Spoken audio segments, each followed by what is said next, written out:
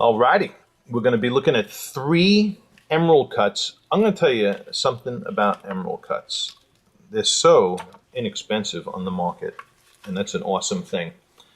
And these 3 stones that we're looking at today all come in less than 3 grand. All right, and look at it, and they're like nice size little emerald cuts. This first one here is it's in the .80s. It's an FVS2, okay? And, you know, all of these have great length to width ratios, and all of these nice color clarity combinations for this call, all right? So this is a client who specifically wanted to keep it in US dollars under 3 grand, okay? And this first emerald cut is, you know, first of all, when you aim an emerald cut into a camera lens, you are inevitably going to get shadow across the belly, just like you see there. All right, that's kind of like a given within emerald cuts. The thing that we want to see is when we reflect light, we want light to be grabbed at fairly high angles, like what you're seeing right there. And we want to make sure that those internal facets light up nicely. And this one's doing it pretty darn good. All right, there's a little bit of leakage under the table. You might say, how can you see leakage in that? The parts of the diamond that are not reflecting light, you can see through, okay? So you can't really see, you can see through a little bit as I tilt, but that's hard to even distinguish between the light return and also the leakage. So if anything, the leakage is providing good contrast in relation to the brightness, all right? So that's diamond number 1.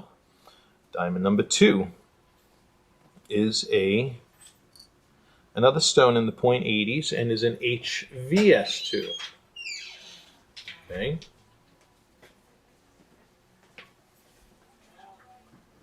Beautiful length to width ratio shape again. Nice clipped corners. The facets are lighting up good. You can see some leakage. See right there in the middle how you can see through the diamond? Okay, so right there would be light leakage. All right.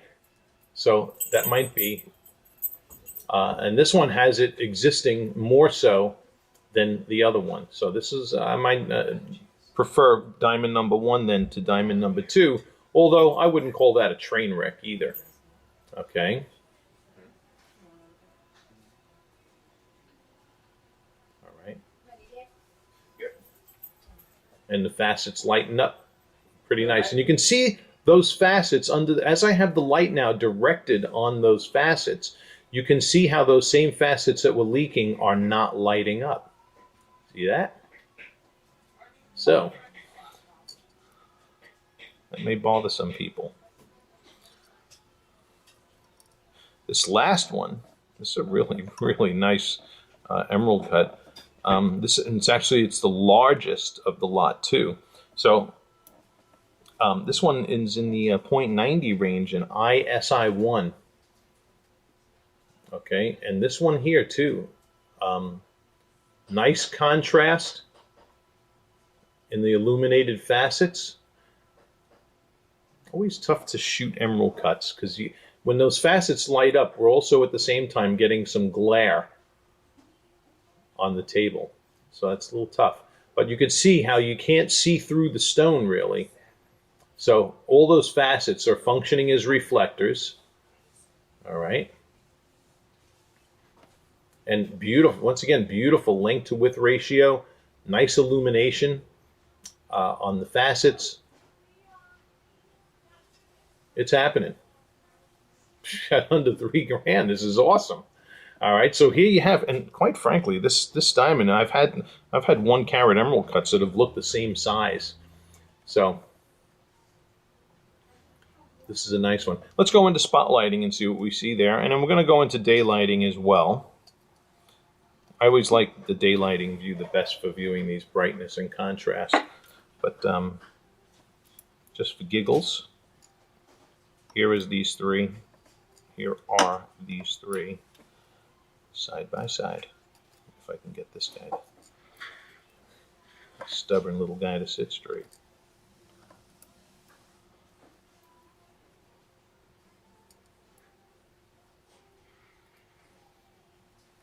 Okay.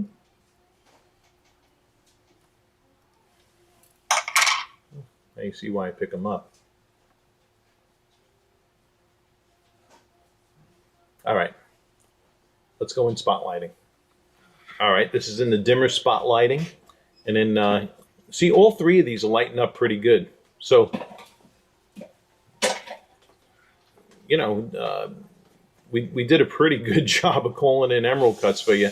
But you could see, as the light passes over these, you could see all those step facets illuminating. Look at them illuminating in that last one. The first and the last one is probably the most intense.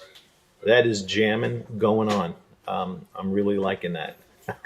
Okay, so that just, this lighting just further confirms that my choices in the first part of this video.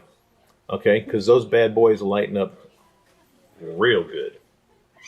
All right, now what we're going to do is we're going to head over into natural daylight. To me, that's the ultimate arbiter of light performance when we're looking at fancy shapes too. All right, so let's go over there now.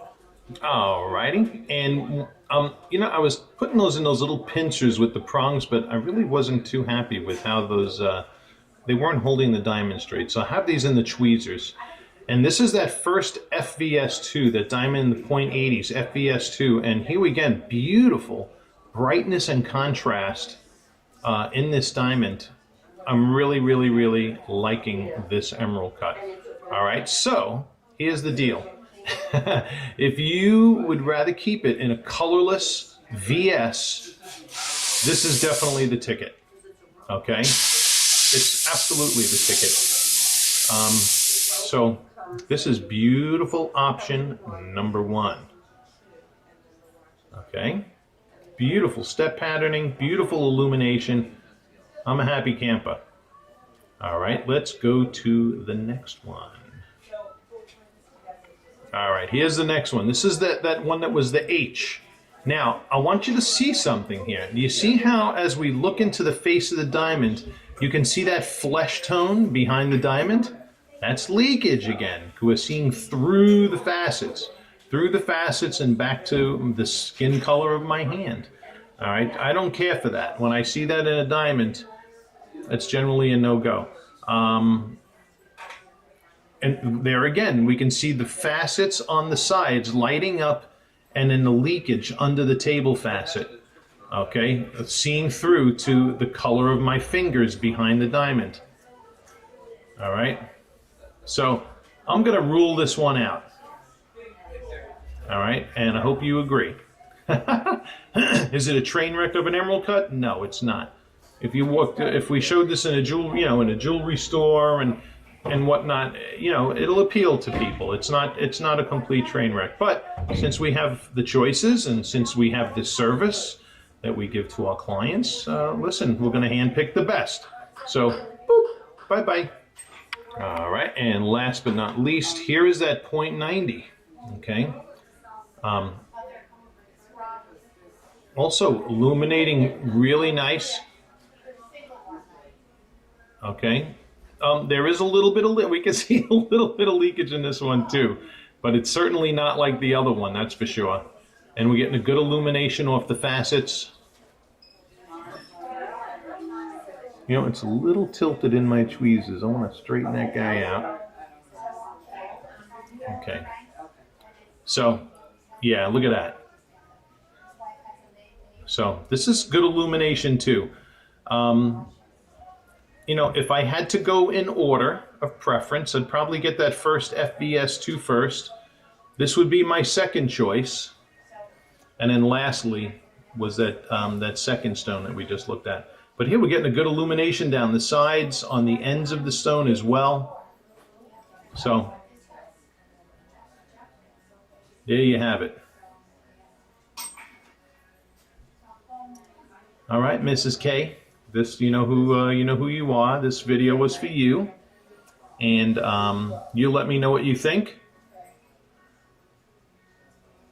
Yeah, look at the contrast. The bright, dark reflections in that. It is eye-catching. I'm not gonna lie. All right, but I think what I said before, I would stand by that order. 1, 2, and then the third one being that second stone. All right, and there you go. Thank you for watching, and thank you for choosing good old gold.